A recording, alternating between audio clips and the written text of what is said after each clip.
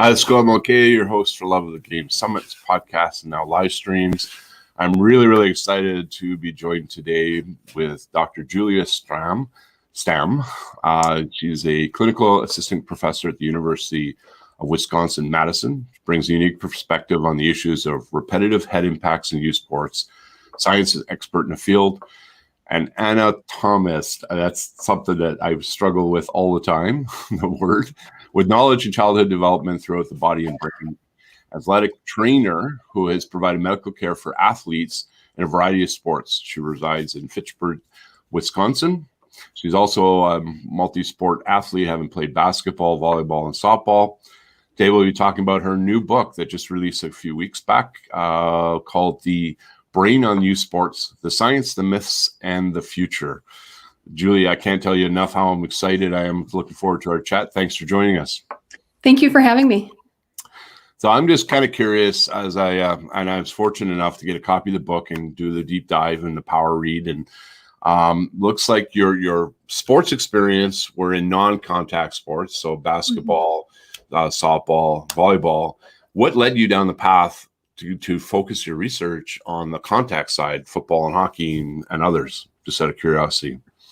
Yeah, so as an athletic trainer, I've had a lot of experience with a variety of sports. I also spent time in strength and conditioning with hockey, for example, among other sports. I spent time around, Division I football school at the University of Wisconsin. I spent time with rugby. So I've been around these sports, and the athlete that really spurred this for me was a high school football player. And this high school football player had a concussion that just didn't get better.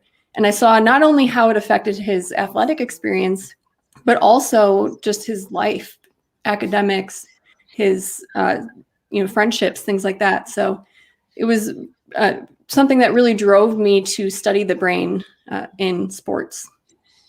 Well, and as we were kind of touching base on before we jumped on this call, I personally suffered 2 majors that were diagnosed. The last one, I actually was in the hospital and took several months to recover from. And it wasn't even sport related. It was from a bar brawl, which I share with everybody. They just kind of, but the thing that gets me, and you touched on in the book, the misnomer about the bell rung. And I don't know how many quasi minor concussions I had over the course of time playing football, rugby, and hockey. But the take or the treatment then, from a training perspective, they'd come running on the field and they kind of look at you and you shake your head and then they just go, okay, you just got your bell rung. And then the smelling salts. Yes. That was how they treated it. Now, hopefully, with all the research and that's been done over many years, that's going to change. But what do we need to do in terms of shifting that mindset? That's not a bell rung, but it's actually and what words we use it, because I've even heard a lot of people say they don't like the word concussion. They would prefer it be a brain trauma, what have you. So maybe expand a little bit on that. Yeah, that's a great point. Concussion, sometimes people think that that's separate from a brain injury, but a concussion is a brain injury. And that really needs to be known. And it's a brain injury that sometimes is thought to be less serious because, we don't typically have very serious outcomes from it. So by that, I mean, it usually doesn't result in loss of life or severe long-term problems like other brain injuries, more severe brain injuries might, but it still can result in life-changing long-term consequences. And if we manage these correctly, oftentimes people recover within a month or less and can have great outcomes from that. But if we don't manage these correctly, or if somebody plays through these injuries, gets a second concussion, that can really be problematic. And those are risk factors for more long-term consequences from a single concussion. So that's a big thing. And just understanding that if we have any symptoms, so if we see stars, have our bell rung, all of those types of things that used to be thought to be normal parts of sports, something's happening in your brain to give you that symptom. And we typically kind of overlook that because, it seems like we can shake it off. But something's happening in the brain. And we know that even these sub-concussive impacts, the impacts that don't result in symptoms, are also damaging the brain. So if we do have symptoms, there's even more happening. So I think that's a really important thing for everyone involved in sports to understand. Have you heard of Rowan's Law? Yes. Yeah, I have. And the sad story with rugby, the girl that she was at 3 games within a week, and the third is when she lost her life as a result of brain trauma. So fortunately, it's now a law in Ontario. I don't know if it's going to evolve, and there's still debate in all the other provinces. Is there a similar law in any states in the U.S. in terms of concussion protocols? Yeah, so all of the states in the U.S. have a concussion law. They look a little bit different from state to state, and they all typically require removal from play if there's any suspicion that the athlete has a concussion, and they require some sort of clearance to return to play by a healthcare provider with experience with concussions. So physician, athletic trainer in some states, that all varies a little bit as well. But there is something in every state.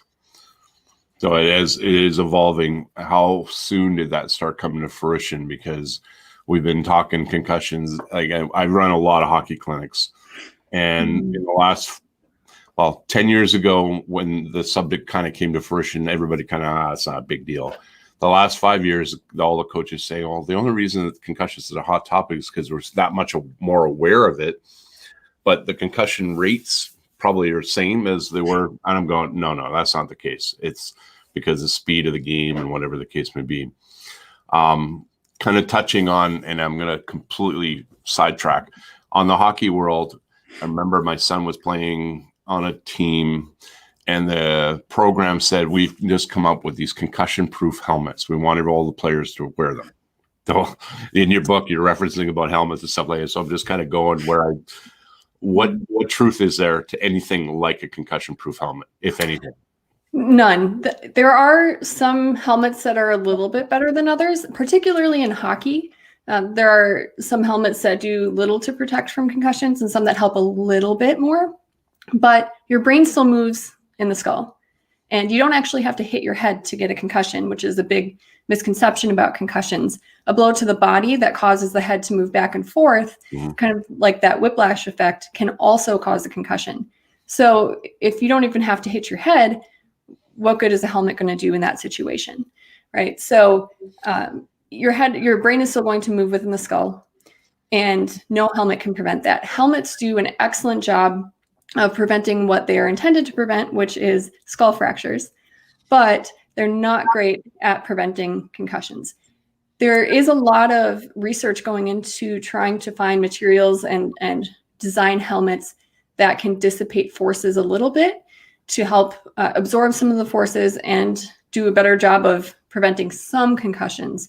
But there's no such thing as a concussion-proof helmet. And I highly recommend that any parents looking to purchase the helmet go to the Virginia Tech website and take a look at their rating scale.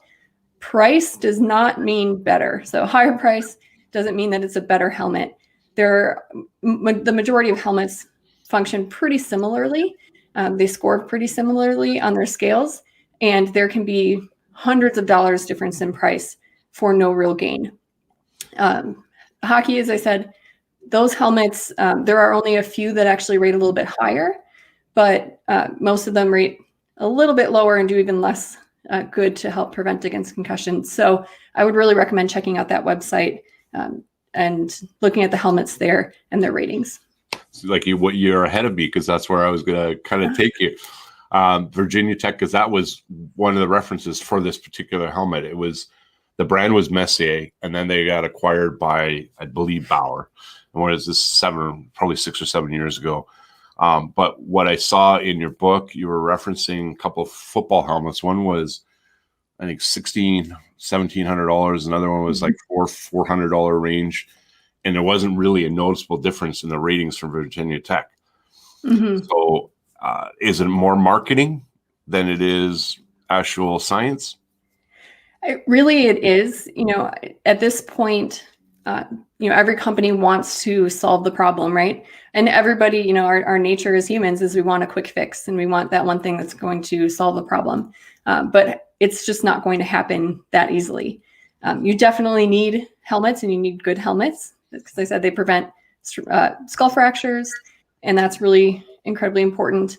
And they can do some good to prevent against concussions, but they're never going to prevent against everything. And, I think people think that, well, if it's more expensive, it's going to be better. It has to be expensive for a reason, right?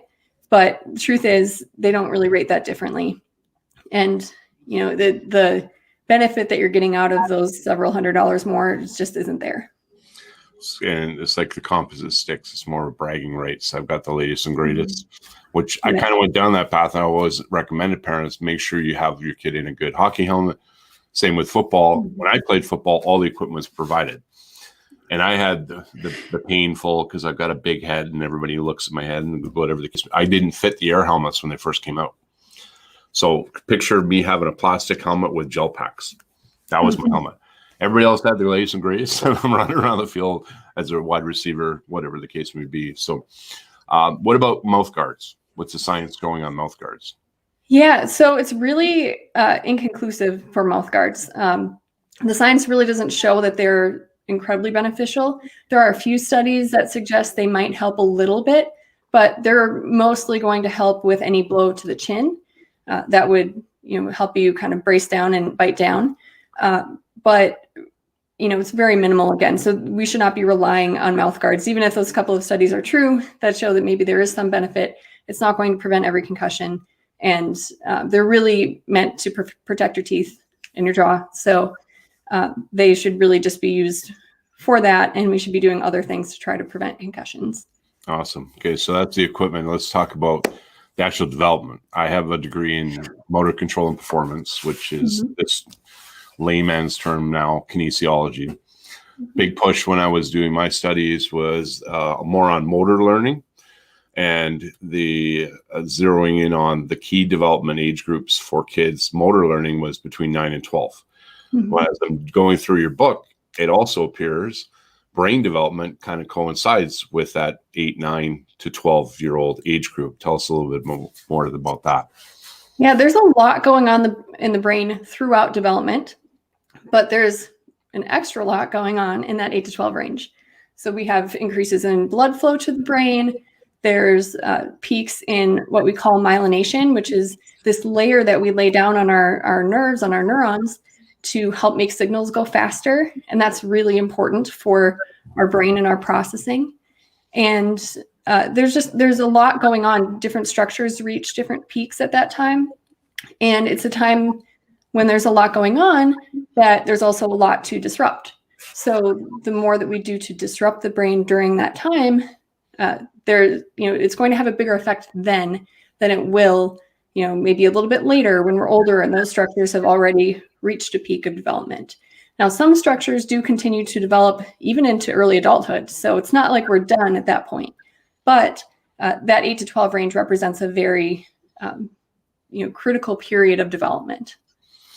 Was that research available to when the hockey world, particularly when USA Hockey, I think it was the first, Quebec, then Hockey Canada, decided to ban body checking from what they used to be called the Pee-wee age group, 11 to 12-year-old, now it's called U13, to U15. Was that research part of that decision-making process? I'm curious. I don't actually know because our research on that didn't come out until 2015. And those changes were made a couple of years before that, I believe 2011 in the US and 2013 nationwide in Canada. So I'm not sure what they used to make that determination, but I'm glad they did for sure. Yeah. So our research wasn't out yet. It may have been utilized more with soccer because soccer has eliminated in the US heading prior to age 11 and then limited that until 13. So that was in 2015 as well. So that may have played a role there, but I'm not sure if it was involved. I hope it was, but I'm not sure if it was involved in the hockey decision. Yeah, I mean, I went through that because my son was playing. I was coaching a lot at that time, and there was a lot of pushback. A lot of people are saying, if we defer later, kids are going to have trouble adapting to body checking. They also eliminated body checking from all the recreational levels from, starting at 7 years old all the way up to adulthood. So the only body checking that's involved in the game of hockey in Canada now, and I believe it's also the case in the US, is U15, so 13, 14 at the competitive stream. So when they're playing, AAA, AA, whatever acronym you want to show it. One of the references you gave in the book was the American Association Pediatrics. Correct me if I'm wrong. American Academy of Pediatrics. The American Academy of Pediatrics were supportive of the decision for USA Hockey to push body checking to U15. Didn't affect Canada, but for some reason you say that they're not supportive of removing contact from football, even at the young age groups. Any reason why? I'm just curious. I think that, it's a cultural thing. I think that plays a role. The support for tackling and the pushback, like you said, with hockey, would be there with football. I think that there is more evidence in hockey because of really the way that I believe it was it Quebec that outlawed it first in Canada? Yeah, Quebec was the first. Yeah. I think Saskatchewan might have been there. BC, like my province, we actually went before, and then nationally. So it was like about a 2-year kind of phase. Yeah. USA Hockey, I think, just went en masse, like said, we're just doing it. And then everybody else kind of followed suit. But I remember being in a tournament in Portland with our Pee Wee age group that was going to be affected. And they just pulled it out. And the coaches are like, we don't know how to react to this. I said, well, it's pretty easy. And what body checking really is in hockey is changing direction. So if you take a player and you go this way, then that's body checking. There's still lots of contact. Mm-hmm. That's a misnomer a lot of people don't understand. Like there's lots of contact, probably more contact with the younger age groups because the kids aren't as stable. They can't skate as well. Falling. Body checking that. And I did see a data set that it did significantly reduce concussions. I think by as high as over 50%, if I'm not mistaken. But it also has significantly reduced major injuries. All injuries. Yeah, a lot of the stuff I was dealing with as a trainer was broken wrists, broken collarbones, dislocated shoulders, knee injuries, because that body checking has been deferred till later. So it's been good in hockey. It just, as I'm reading your book, I'm going, why is football still doing full contact? Right. Yeah. And I think part of that is that there was a little bit more data with hockey because there was that more phased change. So you could compare, maybe I believe some of the studies compare Alberta and Quebec and what was happening there with injury rates. And so there's a little bit more data that way. And that data is growing with football now. There have been a few more studies looking at flag compared to tackle, but there aren't many yet. But to me, your brain doesn't know what hits it. So how would it be, not okay to hit your head in one sport and okay in another sport? And so that I don't really have a great answer for why they still won't come out and say that, we should wait to tackle, even though they do admit in that paper that there is no benefit to repetitive head injury or repetitive head impacts. There's no benefit. Could it be, and this probably opened Pandora's box, that, when the movie and the book came out, we were fortunate to have Dr. Julian Bales, who was part of that, do a presentation for one of our summits.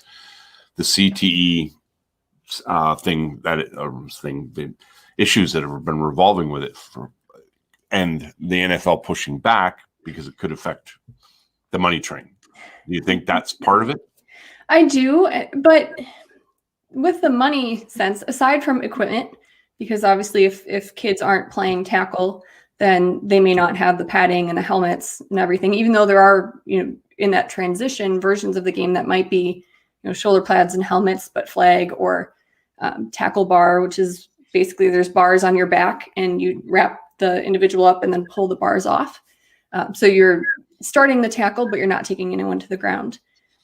So aside from the equipment, though, as you saw in hockey, at least in USA Hockey, there I think are about 30,000 more kids playing hockey.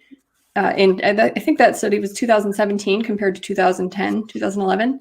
So numbers are going up in a sport that has taken steps to protect the brain and protect the body, right? Because we mentioned injury rates are down. So I think, we're seeing numbers drop substantially in tackle football all over, even in states that are, football powerhouses like Texas and Ohio.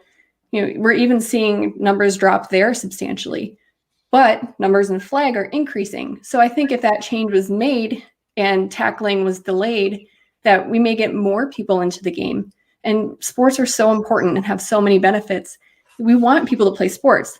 So if that change actually brings more people in, even if they don't go on to play in high school, even if they only play through, junior high, you fall in love with the game when you're a kid.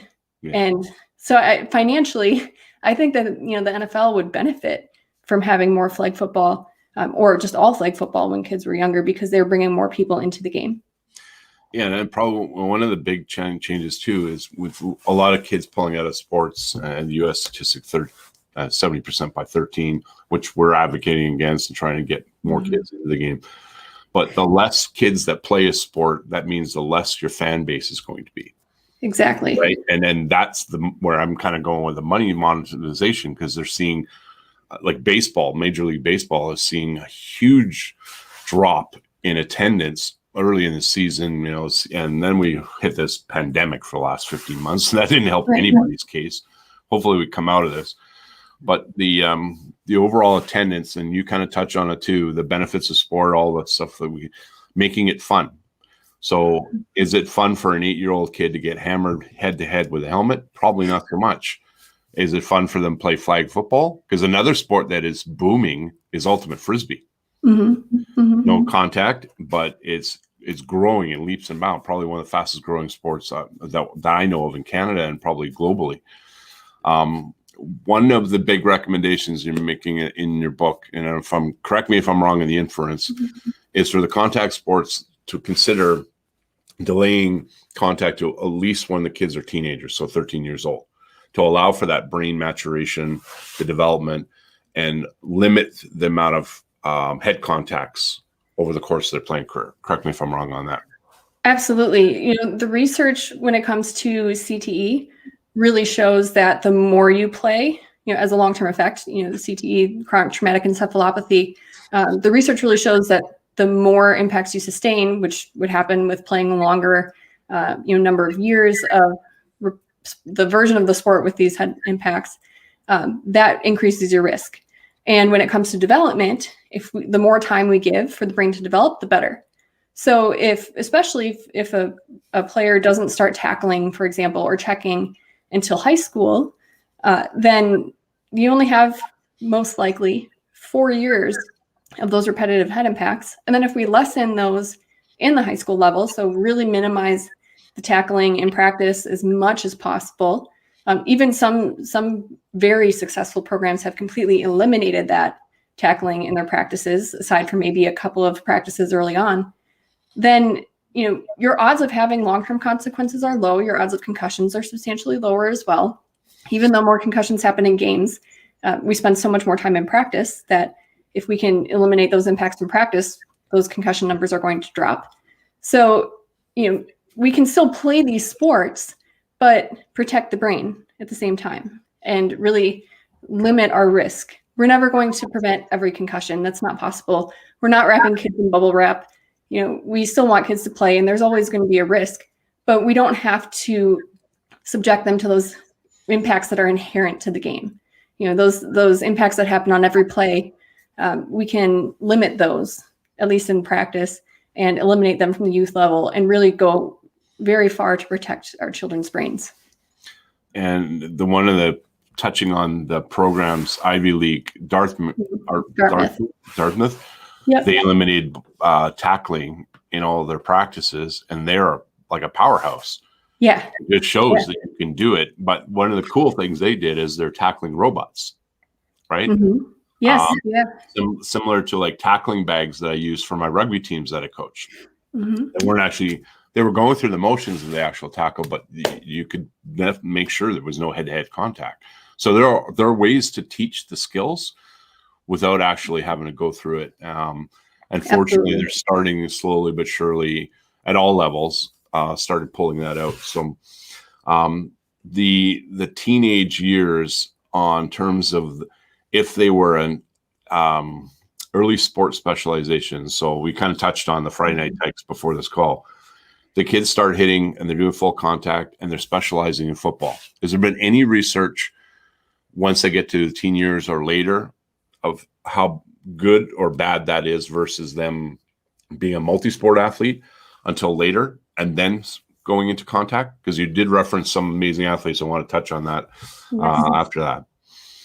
I don't know specifically about research on specialization in football. I know in the US, specialization in football is a little less common than other sports like soccer, for example, where you might specialize very, very young, in part because of the nature of football, right? Because you can't play 80 football games in a year and maintain your body and be healthy. But there are a lot of different versions of the sport. So maybe you play football in the fall, traditional football, then you play 7-on-7 in the spring. So in general, sports specialization is bad. You don't want to specialize, at least when you're young. It increases burnout, it increases injury rates. You're not building yourself as an athlete. You're building yourself as a person who can do a skill specific to one sport. So overall, that's not a good thing. And then specializing in a sport, if you are hitting the entire year round, that's greatly increasing your risk of having consequences. There is evidence that there are changes in the brain in football from the beginning of the season to the end of the season. So studies have looked at brain scans prior to the season and brain scans after the season, and then in some cases 6 months out. And we see differences over the season, regardless of whether or not somebody had a concussion. So even in those who just hit their head repeatedly, and those don't recover. There's some recovery potentially by 6 months, but not completely. And then if you go into the same sport or another sport where you're, again, hitting your head, your brain doesn't have that chance to recover. And there are other studies that have looked at multiple seasons and seen changes over multiple seasons as well. So taking that time off is very important to allow at least some recovery for the brain, and then limiting the hits will limit the changes we see in the brain. Studies have also shown that. So beginning and end of season kind of data sets, but that would require, I'm guessing, and start to become evident, baseline testing, yes. Like cognitive testing at the beginning of the season, and then they can monitor over the course. How popular is that becoming in the US? Because it's still kind of, some teams have done it and some teams have not. I'm just curious, is it becoming more mainstream or a requirement? Yeah, so more and more schools are using computerized testing prior to the season. In high schools, it's typically not every year. So it might be as a freshman, or if you are new to a sport, and then maybe again as a junior. And that's very important because as we develop, in high school, our cognitive abilities change a lot. We develop throughout that time. So we want to make sure that we're retesting. But that is pretty common. In colleges, that's happening more and more, but it's oftentimes focused more on the contact sports. We do have some non-contact sports that are doing those, but again, they may not do it as frequently. But it's still important because concussions can happen outside of sport too, or accidents can happen. So it's good to have that testing to be able to compare. The one major caveat that I say is that you can't rely solely on that test. There's evidence that athletes, if they try to game the system, so if they know that they need to perform at a lower level on the baseline test so that if they get injured, then they can basically they can be let back in or get back to that baseline level before they're really back to themselves. And we know that happens. People try to anyway. We also know that you can have a practice effect with those tests. So the more you do it, some students, by the time they're a senior in high school, they've done this 3-4 times already. So that practice effect plays a role too. So we can't rely on that as the only thing. I sometimes hear, well, my student, my athlete, my child, they passed the test, so they're good to go, right? Well, not necessarily. It's very important to make sure that they are also symptom free and they're acting like themselves and they're fully recovered. And that kind of prefaces you reference it as also in your book in terms of the technology, the motion sensors that are now starting to be used with coaches can have an iPad or their phone, and the hit impact that a player could have received.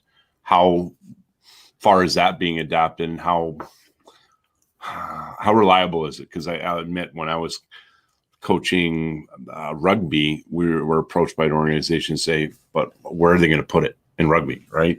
It's really only effective in probably football and hockey, where they can have it in the helmets.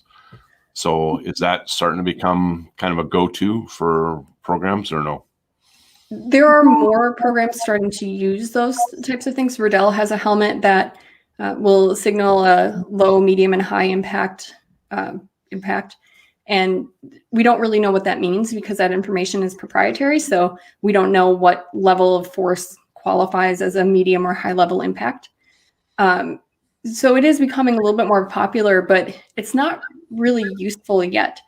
And that's in part because we don't know what level of force it requires to have a concussion. And one athlete might get a concussion with 100 Gs impact, and another athlete might get a concussion with a 40 or 50 G impact. And it might be that an 80 G impact early in practice led to the concussion at a 40 G impact. So there's so much we don't understand about those thresholds that if you only pull someone from the game because they had a high level impact, you may be missing impacts that are causing concussions. While it might be helpful and catch some of these impacts if the athlete isn't forthcoming with their symptoms, it's really, we just need more research. It's not there yet to be as useful as we want it to be. I think there's potential for the future for that. And with rugby, there are patches that you can put behind the ear that can measure impacts, but those patches also are used in soccer, and they have a higher error rate right now. It's the more sensors you have, which you can put more sensors into a helmet and then compare off of the different sensors, that it leads to more accurate readings. With those patches, it will get there, but it's not quite there yet, where they're as accurate as the helmets are. I'm glad you kind of opened Pandora's box with the G's, the head impact. Can you maybe shed some light of the sports that have the higher percentage of head impacts? And you also start talking about positions in specific sports. So I'm curious on that front. Yeah. So football is the sport that has the highest number of impacts per season. That's been pretty well established. Hockey's pretty close behind, though. So football, on average, most of the studies show high school football will have around 400 to 700 impacts per season. And that can vary, again, like you said, by position. So your quarterback is a little bit more protected. They're more likely to have a lower number of impacts. Your linemen are more likely to have 1,000+ impacts per season. And, they're hitting each other every play at the line of scrimmage.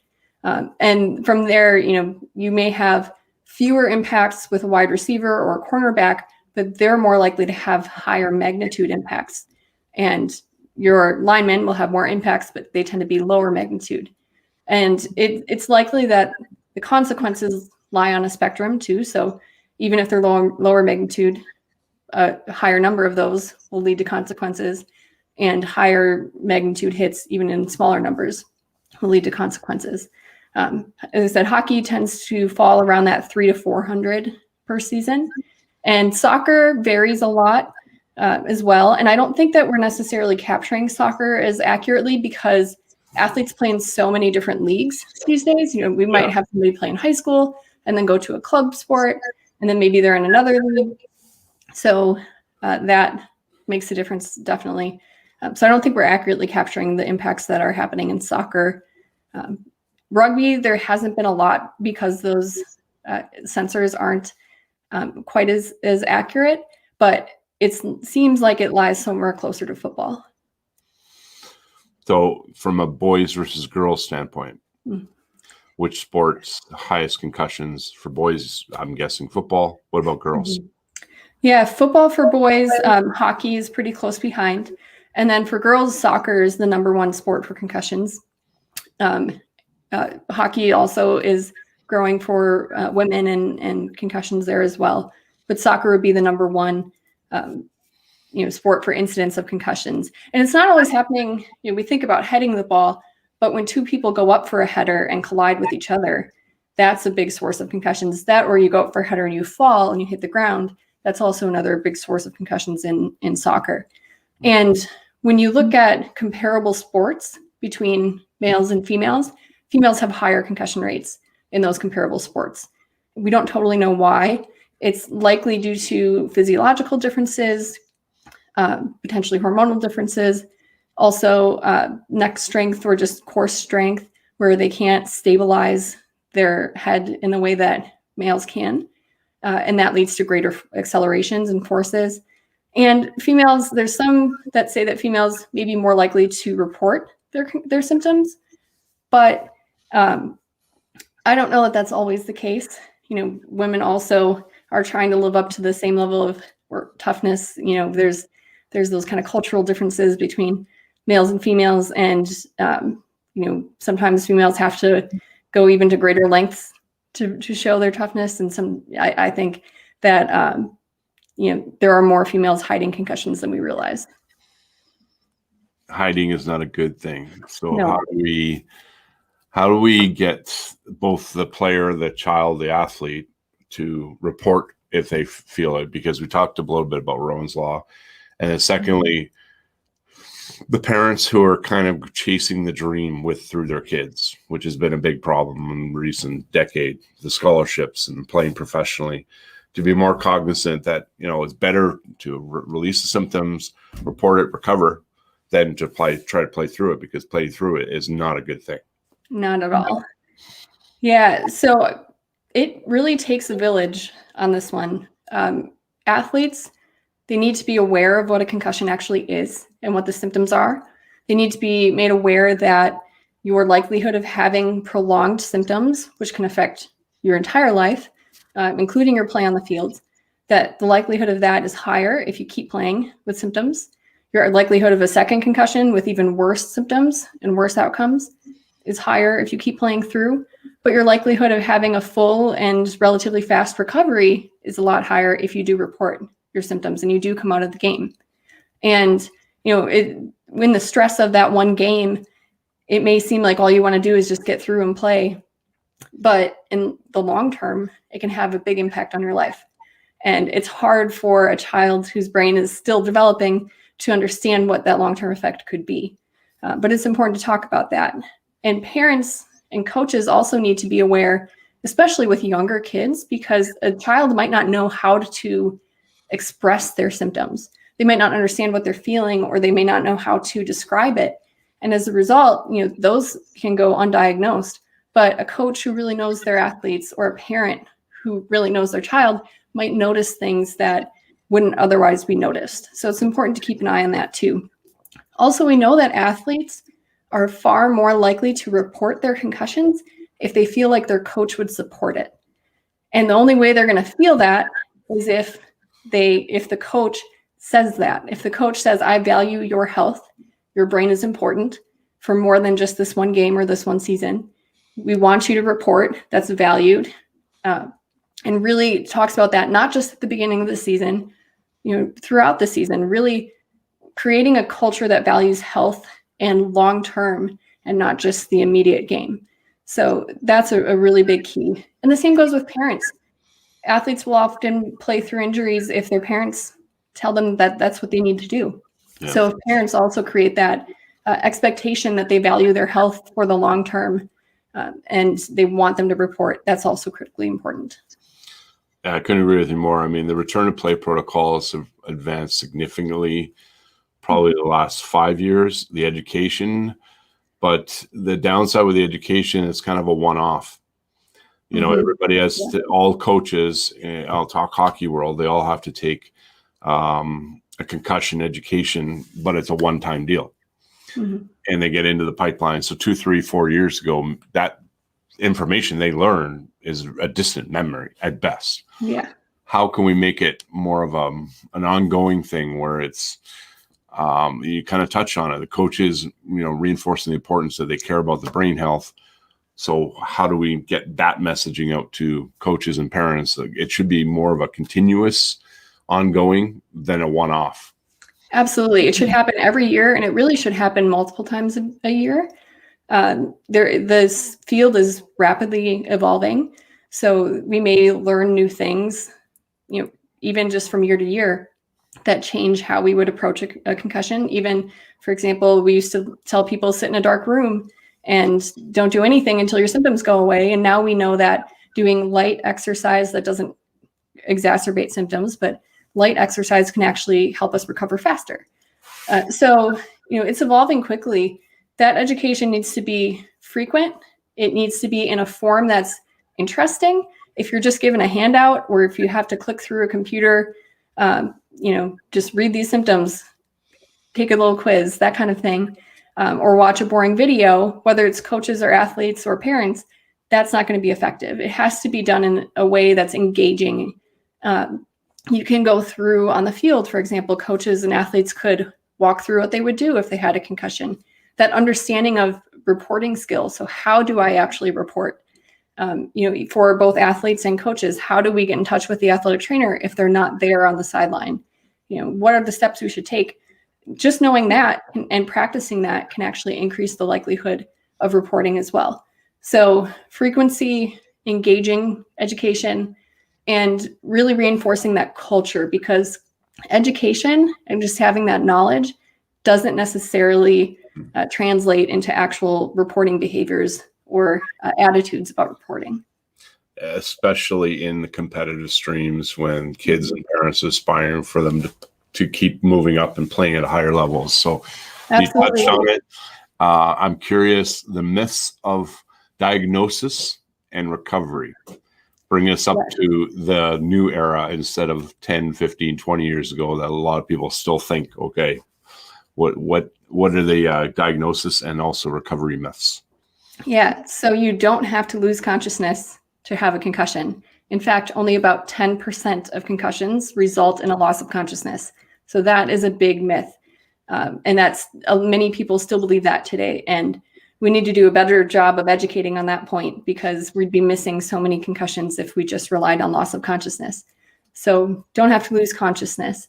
You don't need a CT scan or an MRI of your brain to diagnose a concussion. In fact, most of those scans are negative with a concussion.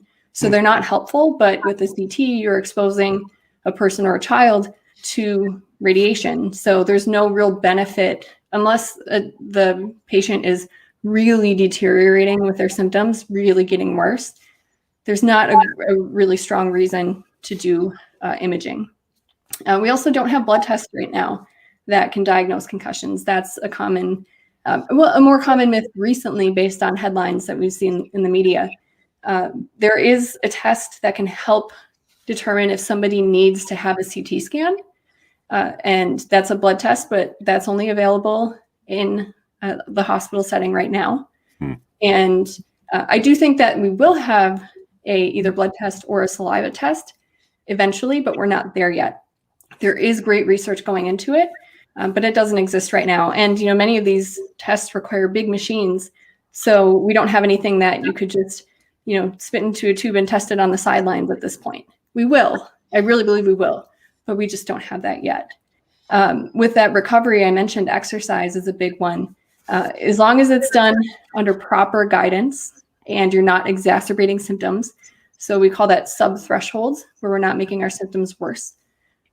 Light exercise, like riding a stationary bike, not a bike out on the street where you could fall and hit your head again, but a stationary bike, walking, light exercise like that can actually be really beneficial.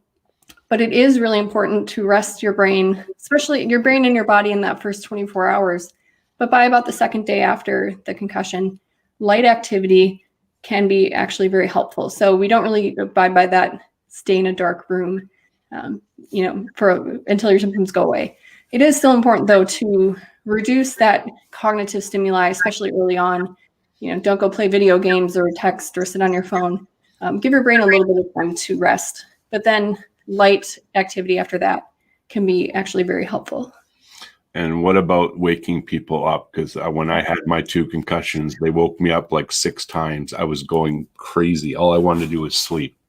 Yeah, and that's a common one. And the fear was if somebody had a brain bleed that it would be missed if you didn't wake them up. But now we know that sleep is so beneficial for recovery from a concussion, especially early on. Where you should be concerned is if somebody, while they're still awake, just can't keep themselves awake. If they are, if they have changes in breathing, and you can monitor while they're sleeping and just check in on them. But really, you don't want to wake them up if you don't have to, because sleep can be really helpful. And the rates of these subdural or epidural hematomas, particularly subdural, is what we're worried about with waking people up. Their risk is very, very, very low with a concussion. So it's just not worth the potential benefit of the recovery from sleep to keep waking them up. I really wish all this research had been in the forefront many years ago when I suffered my 2 ones, because I went through all the pain that on the myth side. And now I've talked to a lot of people about concussions, that treating it more as a muscle, recovering as a muscle, more so than, what was the case before. One of there's the spinoffs that's come to fruition. I'm not sure if you've heard about it, because I don't know if I saw a reference it in your book. Hyperbaric oxygen therapy for recovery. Is that something you're familiar with, and where are we going with that? Because I've talked to a couple of people who said that could have been really helpful when I suffered my major concussions. Yeah, it's a very emerging area, and I haven't read much of the research on that myself, but I do know that I see it coming through my alerts of new research coming out, and it's a growing area. I don't know enough about it at this point to say, good or bad, or I would say it's early. So proceed with caution on that front. But it is an emerging area that's being studied for sure, and may have some potential in helping. And I've heard it also for other conditions too, that it potentially has benefits that we're just starting to learn about. Yeah. I mean, one of the people I talked to has got a facility in Florida, and the research they're finding is if someone has a major concussion within a week, if they have their first treatment, it'll significantly reduce the recovery period. Whereas if they wait beyond that week, but again, it's still a work in progress. So lots of great things that are happening in the space, and lots of great research and amazing books. So, okay, I'm going to plug it here. Okay. So this is the book. This is the book that you must get if you're a parent or coach in the space. What's your vision for what you're aspiring? Let me lead into it, precursor. What led you to write it in the first place, and what are you aspiring for people to have as takeaways after the fact? I was watching all that was coming out, in the media about concussions. So there's so much in the news now, and there's so much debate about, should we tackle, should we not tackle, should we ban tackling? And I was watching all this unfold, and I just felt like there were so many myths and misconceptions about what we know in the science, so many bad arguments for just maintaining the status quo, that I really wanted to address that. And I also felt like there were so many extremes. You had people saying, don't play contact sports until you're 18, or, don't play at all. And you had other people saying that, well, we don't know everything about this yet, so we know nothing and don't change anything. And that's not true either. The truth really lies in that middle, and there's a way to protect the brain and play sports. And I really wanted to get that message out there. Also, the science can be really confusing, especially when you're seeing media reports that are telling only part of the story, or you're hearing reports from people who have other special interests, when one person says it's fine, one person says it's not. So I really wanted to break down that science and try to do it. I have my opinions, of course, but in as moderate of a way as possible, and say, what is it really telling us about how to protect our brain and what's really happening in the brain? And I say a lot in the book that we need more research, because we do. We absolutely do. But I wanted to break down that science for parents and coaches and people involved in sports, and put it all in one place so that they can understand that science, so they can understand these myths and the ways to counter those myths. And then they have actionable things they can do in their community to help increase that safety for kids playing sports. And 5 years from now, are you aspiring for no contact under 13 in football? I would love that. Yeah, I think that would be a great step forward. And like I said, I think that could actually help save the sport and bring more kids into the sport and have more kids play sports. I really think that we should be developing athleticism when we're young and overall athletic skills. And we can go into those more contact aspects of sports when we're bigger and stronger, and our bodies are better prepared to actually do that skill. And, I think that will make a difference with injury rates as well. If we're starting tackling when we have the strength to be able to handle it. So I would love to see, ideally, I think before high school, but at least before middle school, and then maybe, doing different types of drills, like you said, with the, tackling dummies and tackling robots, ways to maybe slowly incorporate those skills into the sport over time, and then really hit it, the typical football when they're in high school. That would be my ideal scenario. And there are, as I think you were alluding to earlier, many examples of very successful players who didn't tackle until high school. So It's a myth that you have to do it young in order to be great. That's just not true. It's not going to increase your risk or your likelihood, of getting a scholarship. It's not going to increase your likelihood of going pro. So, tackling young isn't the key to all of that. Protecting your brain, protecting your body, so you have longevity in sports and building athleticism is going to really be the key to getting you further. Yeah, and I couldn't agree with you more, because it's not just about focusing on becoming a hockey player. It's becoming the best athlete, the best person you can be. And as a close, as we wrap up, maybe you can highlight some of those pretty amazing athletes that didn't play football particularly until their late teens. Yeah. People understand the benefits. Yeah. Michael Strahan, who played for the Giants, he didn't play tackle football until he was a senior in high school.